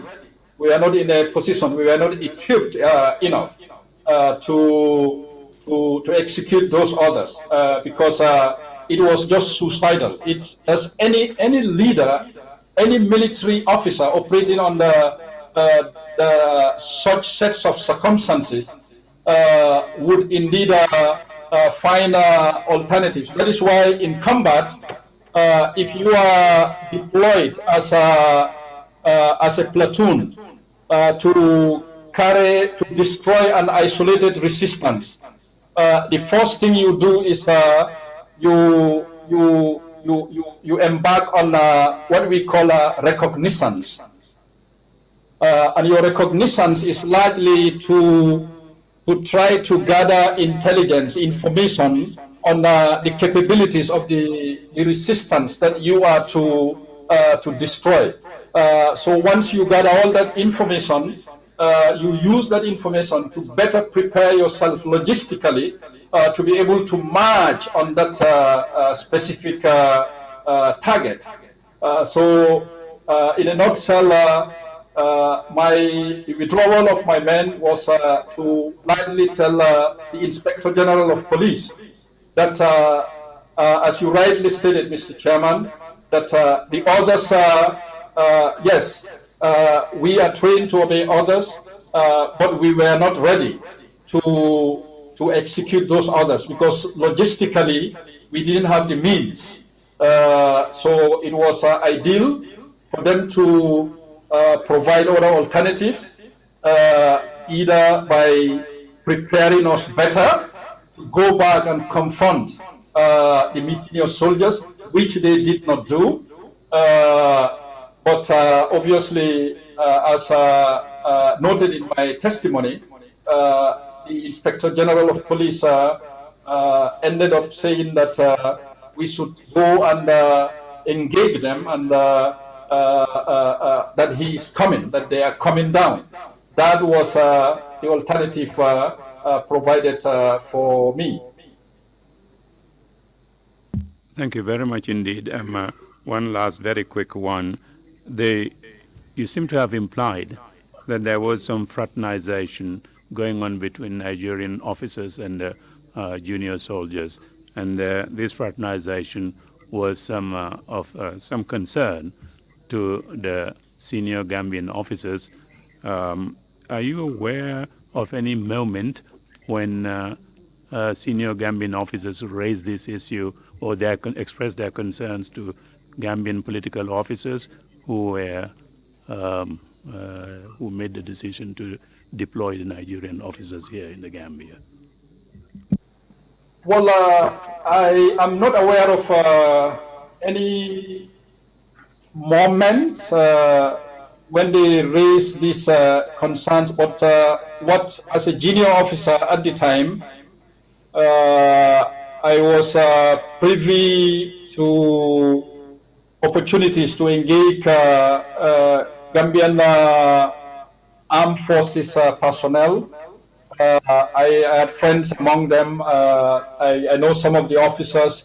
I mingled with them, and there was actually word that was around in terms of how senior Gambian military officers, some of them felt alienated, some of them felt totally, I mean, they lacked this sense of belonging, right? Some of them felt lightly oppressed. So there was that word that was definitely going round. Thank you very much. Any questions from the left? And we'll try to start on that. Imam C. man la Imam C. damay maa ngi laajte Kinteh ñoom kan moo leen digaloon ñu dem ci sala bi yaakaar naa congaan la congaan moo leen digaloon moom ak suwaar ñu dem fa léegi congaan ñëw bàyyi leen fa dem yoonam suwaar itam génn dem yoonam moom itam mu bàyyi leen mu ci mujjantel bi mu bàyyi leen fa mu dem yoonam ñi fa desoon ñoom naka lañu mujjee woon ak ñoom Yaaya Jammeh. Left as well as Suare. Thank you very much, Commissioner Imam C. Assalamu alaikum. It's a very unfortunate that we were operating under very complex situations. Yes, indeed, Chongan was the commander of the operations. And once again, I want to make it very clear before this commission and before Gambian people that indeed Chongan gave very clear orders that we should engage the mutinous units up to and including firing, right? And of course, after he left, the situation of Suare was very clear from the beginning. When Suare went to talk to the mutinous soldiers, in my testimony, I made it clear that for me, I believe he was seized. He was not, he was captured, he was taken. He was not at liberty. So it left me in a situation where I had to use my discretion as a very young officer at the time. And based on the training that I received as an officer,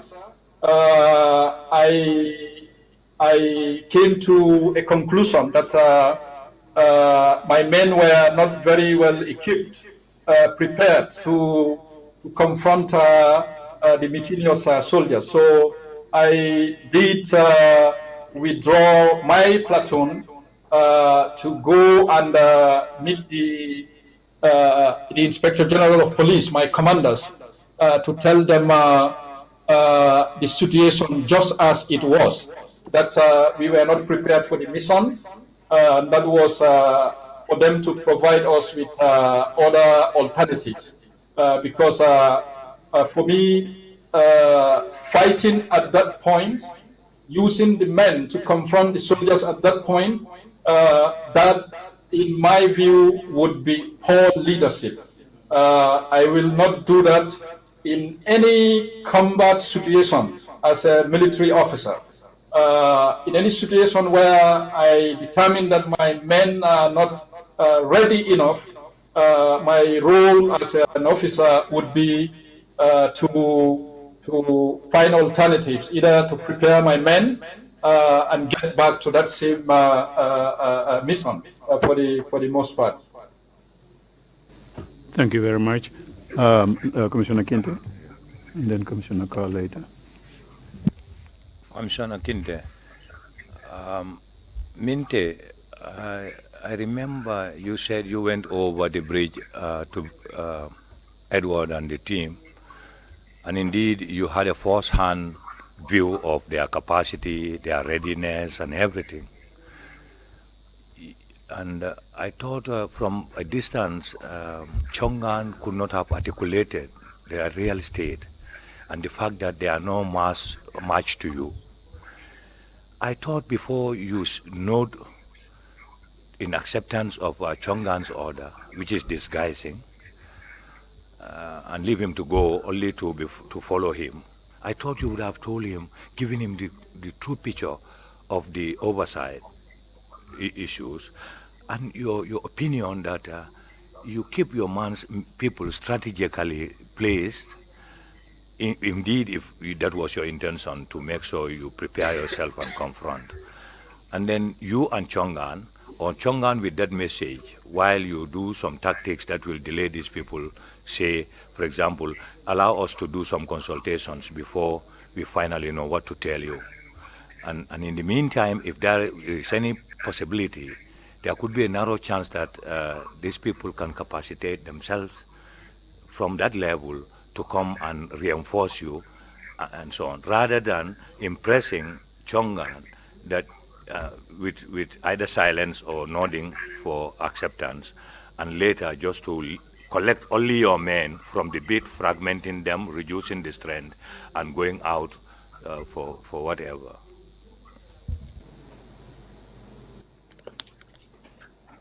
Thank you very much, Commissioner Kinteh, for those concerns.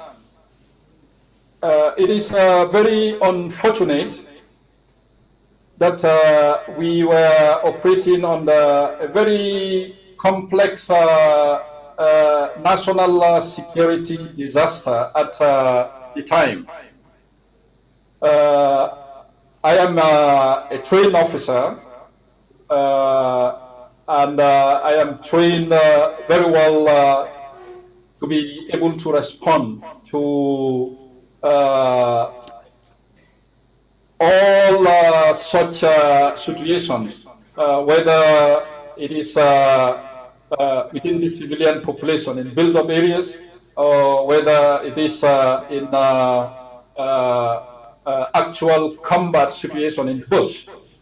But unfortunately, at the time, what happened in the Gambia was it was very sad that our capacity was largely reduced as members of the tactical support group, and the way we were deployed at the Denton Bridge, we were deployed in ways where, after my assessment of those mutinous soldiers, the only conclusion any responsible officer would reach would be to find other alternatives.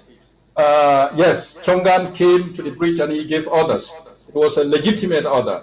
But Chongan himself is my very good commander,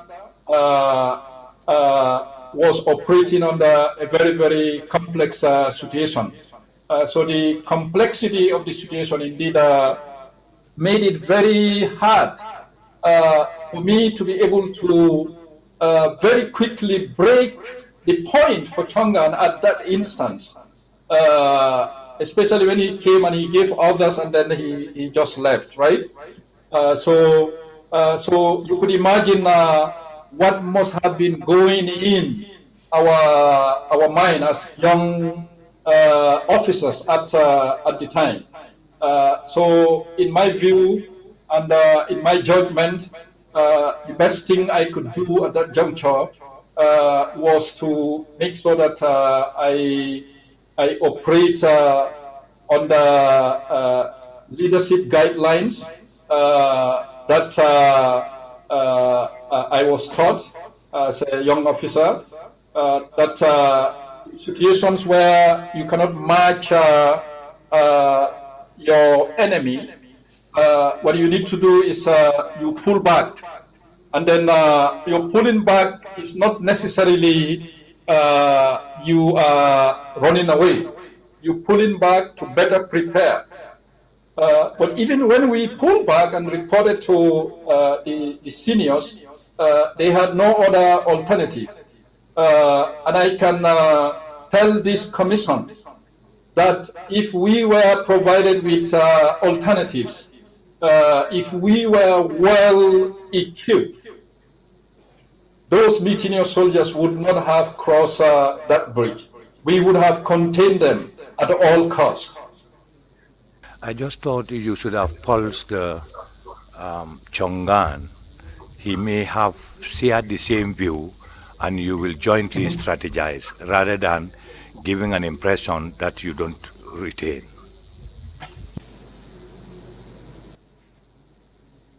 Well, like I said, we were operating on a very complex situation. So the time Chongan came, of course, Chongan was also operating on the same similar complexities. The time he came, the complexities of the situation made it impossible for me to properly tell him exactly what the situation was in terms of the capabilities, in terms of what we could do or what we could not do. So I was left with no other option than to resort to going back to the police headquarters. And the intention was to use that moment to tell Chongan, but since he was not there, I had to share it with the Inspector General of Police. Thank you, Commissioner Carr. Thank you, Mr. Chairman. Thank you, Mr. Minte. I have a question. I have actually two questions. The first is on paragraph 11, that is page 8. You mentioned some of the causes of the coup, and among them you listed the backlash of colonial legacy, security vacuum driven by disbanding of the Gambian National Gendarmerie. In your statement, I didn't see anything relating to the condition of service in the army. What were these like, and do you think they had any factor as to the causes of the coup? Did they lead to the coup? Did they create the environment for the coup to happen? The second question is regarding the assessment of the situation. You were given command to shoot on sight, but you were outnumbered. Was, in your assessment, was that a result of poor intelligence gathering as to the nature of the security threat at the time? Thank you very much, Commissioner Carr, for those two questions. In response to your first question, absolutely, if we look at the state of the men in both the Gambia National, the TSG and the Gambia National Army, absolutely, the condition of the men, indeed, one could argue also contributed because I think when we talk about conditions, we are looking at most their social condition, their living arrangements, the food that the pay in terms of salary-wise.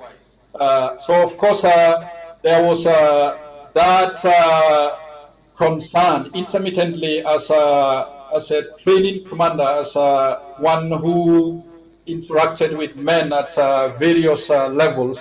I did come across those concerns.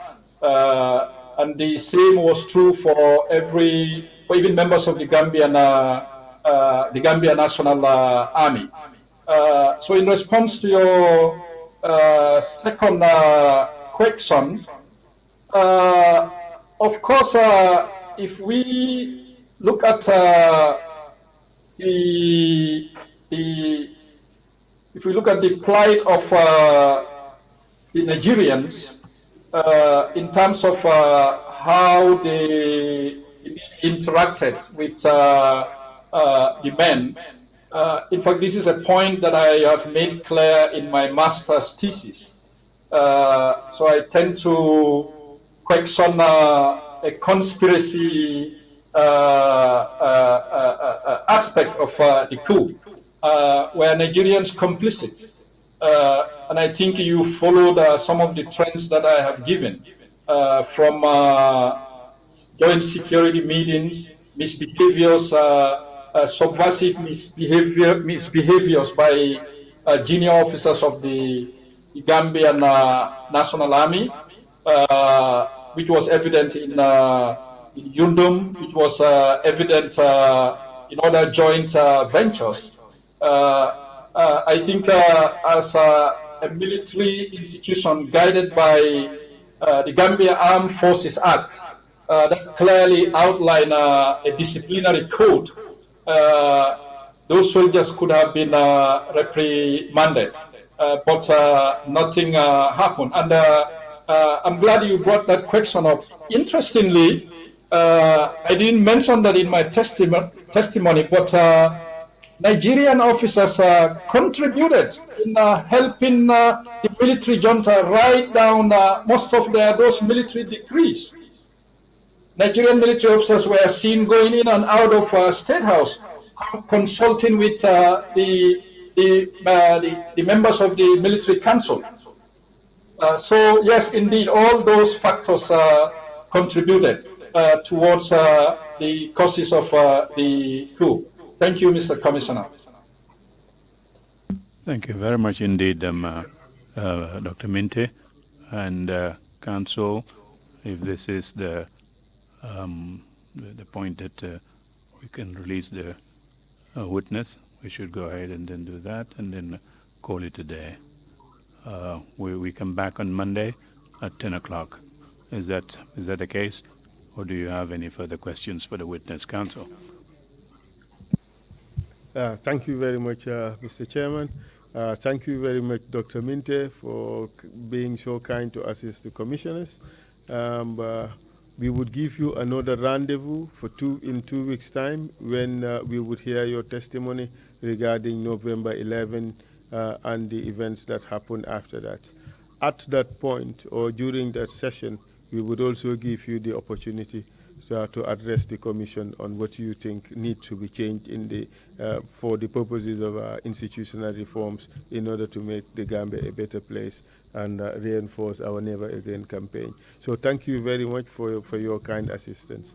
Mr. Chairman, with regards to how we proceed next week, we expect to start Monday, say 10 a.m., and we would let you know what would be the order of witnesses for next week.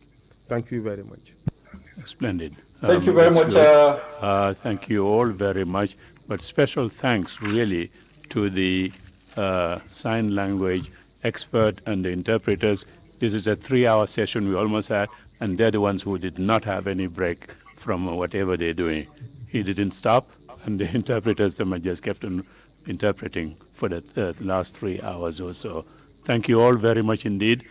Have a nice weekend. We'll see you on Monday. Meeting is adjourned.